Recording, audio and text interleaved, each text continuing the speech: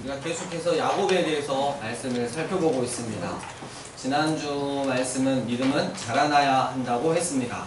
우리는 하나님에 대한 믿음이 있는지, 있다면 자라나고 있는지 점검해 보았습니다. 우리 마음에 삶의 현장에 하나님이 있는지, 하나님이 나를 만들어 가고 계심을 고백하고 있는지, 이제는 내 감정이나 상황에 따라 움직이지 않고 하나님이 사인 주실 때까지 기다리고 있는지, 하나님께서는 언제든 내 상황을 역전시킬 수 있는 분이심을 믿는지, 믿음이 자라고 있는 과정 중에서 여전히 나의 연약함이 드러나지만 그때에도 가려주시는 하나님의 은혜를 경험하고 곧바로 하나님만 바라기 모드로 돌아가는지, 우리 에베소서 4장 13절 말씀 암송하시겠습니다. 살아계신 하나님의 말씀, 우리가 다 하나님의 아들을 믿는 것과 나누는 일에 하나가 되어 온전한 사람을 이루어 그리스도의 장성한 분량이 충만한 데까지 이르리니. 아멘. 에베소서 4장 13절 말씀. 아멘. 아멘. 하루에 한 번씩이라도 이 말씀을 읊조리면서 기도를 시작하신다면 또 주일날에 우리가 들었던, 나누었던 말씀들이 쭉 연결돼서 이렇게 생각이 날 것입니다. 그래서 우리가 말씀 읽고 또 말씀 암송하고 또 말씀 묵상하고 이런 것들 균형 있게 우리가 해 나갔으면 좋겠습니다. 야곱과 장인 라반은 증거의 돌 무더기를 세워 경계를 정했습니다. 서로 침입하지 말자는 것이었습니다. 장인하고 사이하고 야 이제 우리 서로 싸우지 말자, 서로 침입하지 말자 이거였죠. 이제부터 경계의 안쪽은 이스라엘 땅이 됩니다. 야곱이 약속의 땅 이스라엘 땅에 들어오니까 하나님의 군대가 나타났습니다. 하나님의 군대가 야곱을 맞이했다고 할 수 있습니다. 야곱은 그래서 그곳을 마하나임이라고 하였습니다. 마하나임은 두 군대, 두 진영이라는 뜻으로 전쟁을 치를 태세가 된 하나님의 군대가 약속의 땅을 향해 나가는 야곱을 호위하여 함께 간다는 뜻입니다. 야곱은 가나안 땅, 즉 이스라엘 땅을 향해 가지만 형 에서와의 만남을 생각하면 마음이 몹시 힘들었을 것입니다. 이때 하나님이 두 진영의 군대를 보내주십니다. 야곱이 요청해서 온 것이 아니죠. 야곱이 마침내 약속의 땅에 들어선 것을 하나님이 기뻐하며 친히 보호하시겠다고 보내신 것입니다. 그러니까 하나님을 의지하여 그 땅에 들어가라는 뜻입니다. 야곱은 약속의 땅에 하나님의 보호를 받으며 들어가는 큰 복을 받았지만 여전히 문제가 있었습니다. 형 에서를 피해 도망친 지 20년이 흘렀습니다. 그동안 형의 화가 풀렸는지 아니면 아직도 죽이려고 벼르고 있는지 알 수 없으니 야곱은 정말 두렵기만 합니다. 아버지 이삭이 아들 야곱에게 한 축복, 열국이 너에게 굴복하고 네가 형제들의 주가 된다. 반면 야곱의 형인 에서에게는 네 아우를 섬길 것이다. 그런데 20년이 지난 지금 야곱이 말하는 것을 보십시오. 창세기 32장 4절, 야곱은 형 에서에게 사자를 보내면서 너희는 내 주 에서에게 주의 종 야곱이라고 말하라고 시켰습니다. 뒤집어진 것입니다. 이것이 문제입니다. 아버지 이삭의 축복은 마침내 이루어질 것입니다. 하지만 그 과정에서 하나님을 의지하지 않는 허물이 무서운 죄로 돌아온다는 사실이 문제입니다. 때를 기다리면 주실 하나님의 약속의 복을 줄에 머리를 써서 도둑질한 미련한 야곱입니다. 그 허물 때문에 도망쳤고 그때의 허물이 지금 야곱의 발목을 붙잡고 있는 것입니다. 죄를 짓지 않은 사람은 당당합니다. 만약 야곱이 죄를 짓지 않았다면 형 에서에게 당당하게 연락했을 것입니다.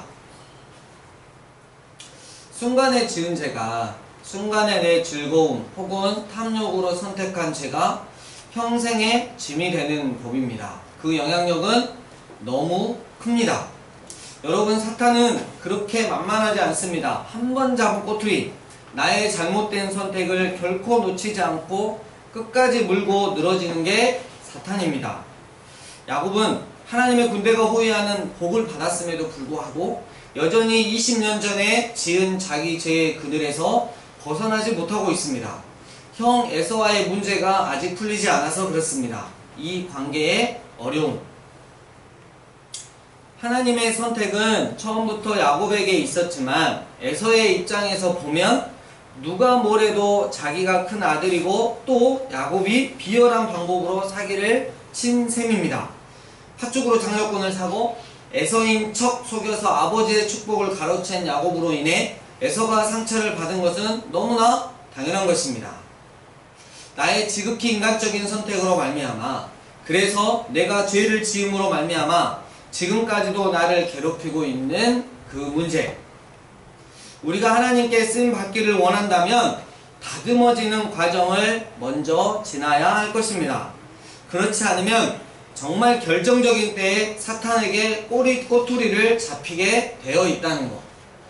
그래서 하나님은 야곱이 약속의 땅으로 들어가기 전에 먼저 다듬는 시간을 갖기로 결심하셨습니다.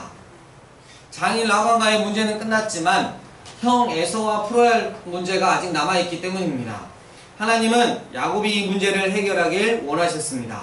형 에서가 마중 나오는 것을 야곱은 죄의 그늘 때문에 두려워했지만 하나님은 그 죄의 문제를 해결하는 기회로 삼으셨던 것입니다. 하나님은 야곱을 에서와 싸우는 존재로 부르는 것이 아니라 하나님의 큰 뜻을 이루는 존재로 부르셨습니다. 그러니 이때 해결하지 않으면 나중에라도 야곱에게 걸림돌이 될 것입니다. 에서가 400명을 거느리고 온다고 합니다. 인원이 10명 정도이면 단순히 마중을 나오는구나 하고 형의 마음이 20년 사이 풀렸구나 하고 안심할 수 있겠습니다. 그런데 400명이라뇨. 마중 나오는 것 치고는 너무 많은 것 같습니다. 전쟁을 하러 오는 것 같습니다. 이때 야곱의 심장이 얼마나 벌렁벌렁 했겠습니까? 여기서 제가 꼭 하나 말씀드리고 싶은 것이 있습니다.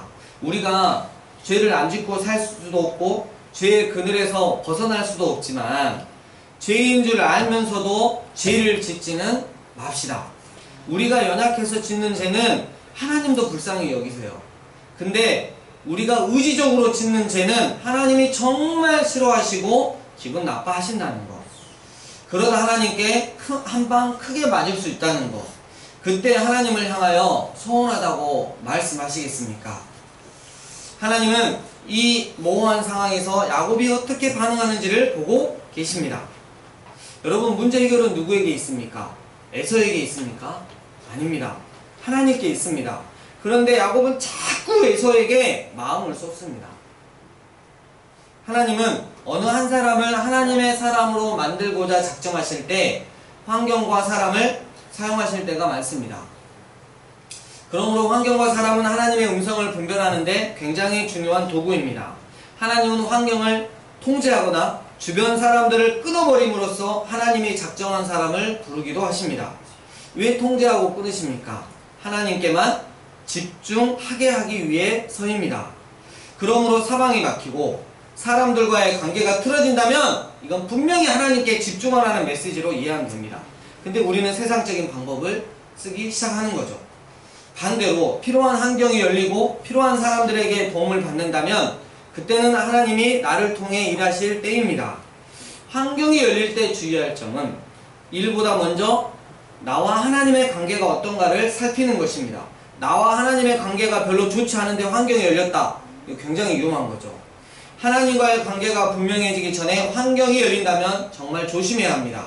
사탄도 때마침 뭔가를 줄 수 있기 때문입니다. 사탄도 나를 통해 역사할 수 있다는 사실. 지금 야곱이 처한 상황을 보십시오. 호의적인 환경인지 적대적인 환경인지 판단하기 어렵습니다.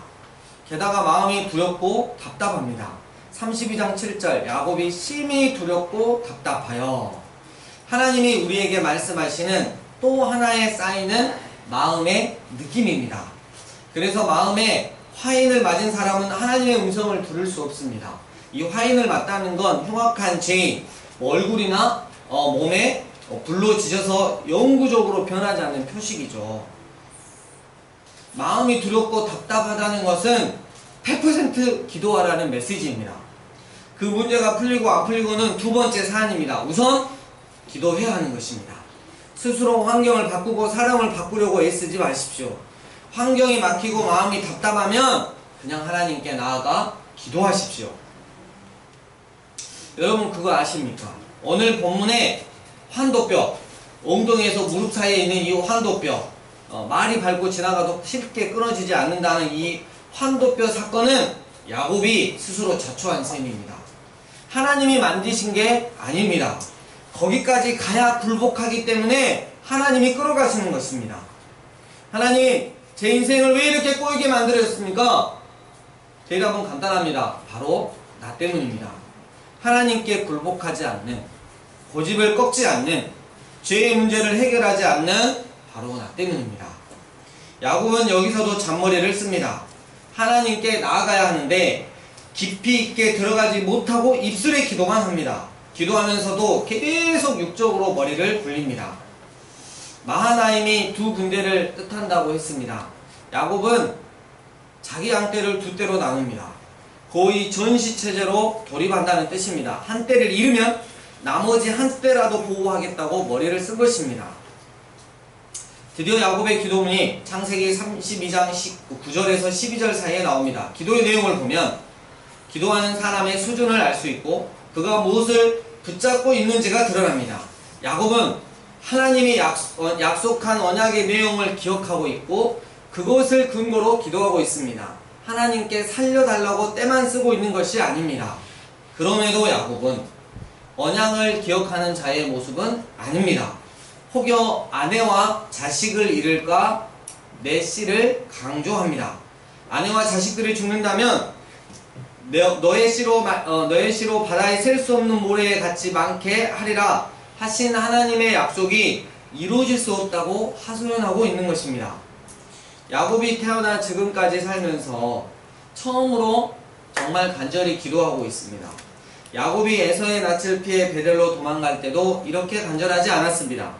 베델에서 성원한 후 20년이 지났습니다. 그동안 하나님 앞에 무릎을 꿇는 신앙이 자란 것이 분명해 보입니다. 그냥 기도하는 것이 아니라 20년 전에 하나님과의 언약을 기억하고 자기가 언약의 계승자임을 인식하면서 하나님이 베푸신 은혜에 감사하는 기도를 드리는 것을 보면 그렇습니다. 32장 12절 주께서 말씀하시기를 내가 반드시 너에게 은혜를 베풀어 내 씨로 바다에 셀 수 없는 모래와 같이 많게 하리라 하셨나이다. 그런데 간절한 기도를 드린 후에 야곱은 다시 자신의 생각대로 행동합니다.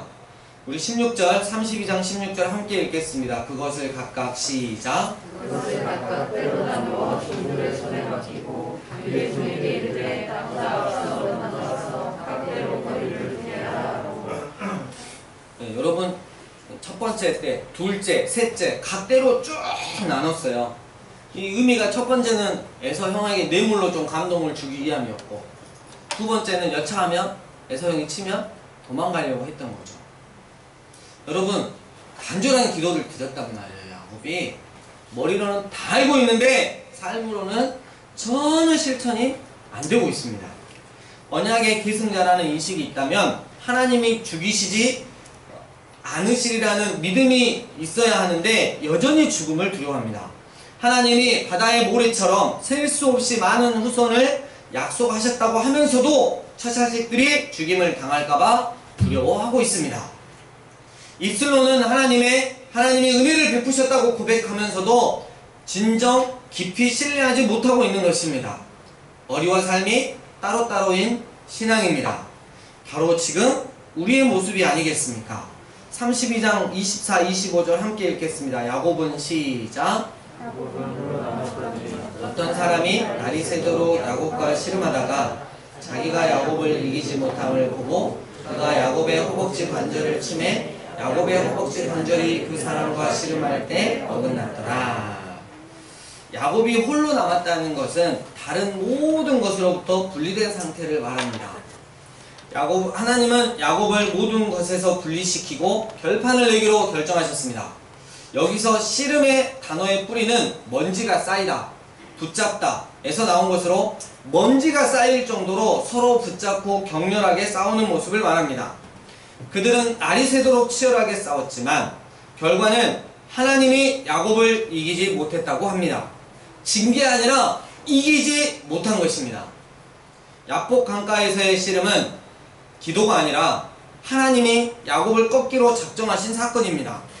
베델에서도 만나주셨고 라반의 집에서도 기업을 세워주셨고 라반의 추격도 막아주셨습니다. 야곱은 매 순간 하나님의 보호를 경험했음에도 결정적인 순간에는 자신의 수단과 방법을 의지했습니다. 하나님은 야곱을 이스라엘로 바꾸어서 사용하고 싶은데 야곱은 여전히 자기를 드러내려 합니다. 그래서 날이 새도록 야곱의 고집을 꺾으려 했으나 야곱이 끝까지 고집을 꺾지 않아 하나님이 야곱의 고집을 이기지 못했습니다. 다만 그의 환도뼈를 만지셨습니다. 환도뼈는 상체와 하체를 잇는 중심뼈입니다. 내 능력의 중심을 상징합니다. 여기서 치매, 이 뜻은 닿다, 만지다 라는 뜻으로 하나님이 야곱을 때린 것이 아니라 단지 만지기만 하셨다는 의미입니다. 하나님이 살짝 만지기만 해도 우리의 힘은 무너지는 것입니다. 환도뼈가 유골되어서 도망가기도 힘들게 되자 그때서야 야곱이 축복해 달라고 붙잡기 시작합니다. 자신의 힘이 꺾여야 고집이 꺾이는 것입니다. 하나님이 힘이 없어서 우리의 삶을 그냥 놔두시는 것이 아닙니다. 그냥 살짝 만지기만 해도 우리의 고집은 꺾이는 것입니다. 때문에 우리는 하나님이 기다리실 때 스스로 고집을 내려놓아야 할 것입니다. 야곱에게 물으십니다. 너는 어떤 삶을 살았느냐? 네, 사람의 발꿈치를 잡고 저의 잔머리로 인생을 살았습니다. 다시는 너의 잔머리로 살지 마라. 앞으로 너의 이름을 이스라엘로 부를 것이니 하나님만 붙잡고 살아라. 하나님은 야곱의 본질을 바꾸기 위해 지금까지 훈련을 시키셨습니다. 그런데 28절 하반절 보면 이는 네가 하나님과 및 사람들과 겨루어 이겼음이니라. 이 말씀의 의미가 선뜻 다가오지 않습니다. 아무리 봐도 하나님과 겨루어 이긴 것 같지 않기 때문입니다. 호세아 12장 2절부터 4절 야곱을 그 행실대로 벌하시며 그의 행위대로 그에게 보응하시리라. 야곱은 모태에서 그의 형의 발 뒤꿈치를 잡았고 또 힘으로는 하나님과 겨루되 천사와 겨루어 이기고 울며 그에게 간구하였으며 하나님은 베델에서 그를 만나셨고 거기에서 우리에게 말씀하셨나니. 야곱은 힘으로 천사와 겨루어 이겼습니다. 고집으로 이긴 거예요. 그러나 그 고집 때문에 환도뼈가 유골되어서 결국 하나님께 축복해 달라며 울며 간구하게 되었습니다. 바로 이것이 이스라엘입니다. 잘나고 대단해서 이스라엘이 된 것이 아니에요. 못난이 야곱이 이스라엘이 된 것은 하나님께 울며 간구함으로 얻은 이름입니다. 이것을 기억하라는 겁니다. 이스라엘의 이름을 들을 때마다 하나님께 고집으로 겨룬 야곱을 기억하라는 것입니다. 하나님과 씨름하다가 맞은 옛사람을 기억하라는 것입니다. 이스라엘은 그 고집이 꺾이고 울며 간구함으로 주어진 이름임을 마음에 새기라는 것입니다. 그러므로 하나님께 고집 부리지 말고 하나님만 붙잡고 울며 간구하는 삶을 살라는 것입니다. 32장 30절 내가 하나님과 대면해 보았으나 내 생명이 보존되었다 함이더라. 이스라엘이 된 야곱은 그곳 이름을 브니엘이라고 불렀습니다. 브니엘은 하나님의 얼굴이란 뜻입니다. 야곱의 신앙 고백이 담겨있는 이름입니다. 절뚝거리는 야곱 앞에 드디어 에서가 나타났습니다. 다음 주에 계속하겠습니다. 말씀을 정리합니다.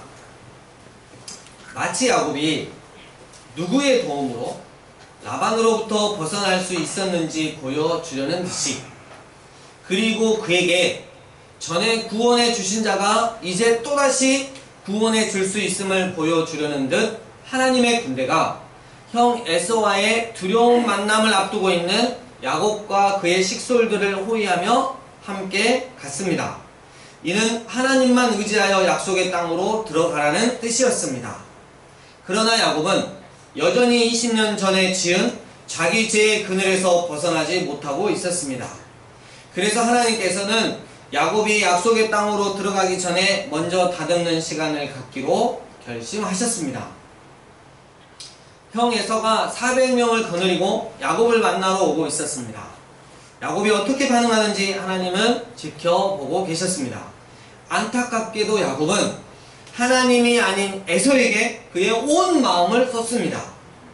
야곱은 심히 두려워했고 급히 밤고구마 7개를 먹은 것처럼 마음이 답답해했습니다.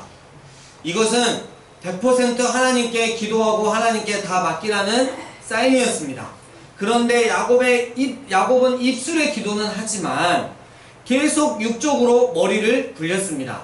하나님께서 베푸신 은혜에 감사하고 기도도 드리지만 야곱은 다시 자신의 생각대로 행동했습니다. 그게 뭡니까? 기도는 열심히 하는데 기도만 끝나면 내 생각대로 살아간다. 머리로는 하나님을 알겠는데 삶으로는 전혀 하나님을 모르는 자처럼 살아간다. 하나님의 은혜로 지금 내가 여기 있다고 고백하지만 나의 앞으로의 삶에 대해 하나님을 깊이 신뢰하지 못한다. 그러니까 하나님이 허벅지 관절을 만지시는 것입니다. 하나님이 야곱과 먼지가 일어나 싸울 정도로 격렬하게 싸우고 날이 새도록 치열하게 싸웠지만 그 야곱의 그 고집을 이기지 못합니다. 야곱이 얼마나 고집을 부리는지, 자신의 뜻대로 되기만을 얼마나 고집하는지 하나님은 야곱을 이길 수가 없었습니다. 그래서 하나님은 그의 환도뼈를 만지셨던 것입니다. 야곱, 자신의 환도뼈가 어긋나게 되자 하나님을 붙잡고 나는 이제 정말 아무것도 할 수 없게 되었다고, 그래서 하나님 없으면 절대 안 된다고 하며 소리내어 울며 간구했습니다. 제발 자신의 처지를 살펴봐 달라고 하면서 말입니다. 그랬더니 하나님께서 이렇게 말씀하시는 것입니다. 야곱아, 너 앞으로는 이스라엘로 살면 안 되겠냐?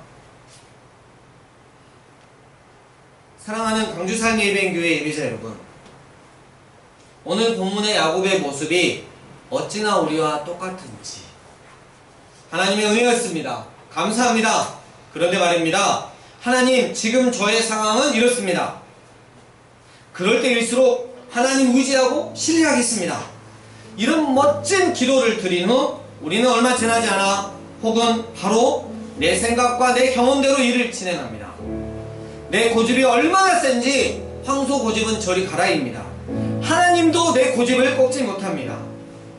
그렇게 계속해서 내 고집을 꺾지 않으면 하나님은 야곱의 환도뼈를 만지신 것처럼 나도 만지실 것입니다. 내가 하나님의 언약 안에 있는 자라면, 내가 창세전부터 예수 그리스도 안에서 하나님 아버지의 기쁘신 뜻대로 예정된 자라면 말입니다. 그리고 나의 힘을 무너뜨리십니다. 결국은 나에게 야곱과 같은 고백을 받으시고야 맙니다. 이대로 하나님을 가지 않게 하겠습니다. 이제 저에게는 다른 그 어떤 피난처가 없습니다.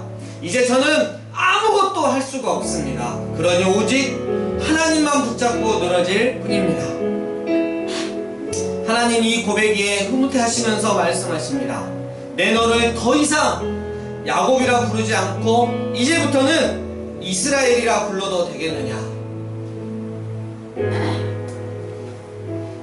이스라엘, 하나님이 겨루신다, 하나님이 명령하신다 라는 뜻입니다. 이것은 내 자신을 통치하며 움직이는 것은 내가 아니라 하나님이라는 것입니다. 야곱으로서 그는 이겼습니다. 그러나 이제부터는 이스라엘로서 하나님이 명령하시고 이기실 것입니다. 우리 이번 한 주 하나님께서 나를 이스라엘로 부르셔도 하나도 어색하지 않을 만큼 복된 삶을 삽시다. 우리 이제는 야곱이 아닌 이스라엘로 살아갑시다. 이 시간 주신 말씀 가지고 하나님 앞에 기도하며 나가겠습니다. 기도하시겠습니다.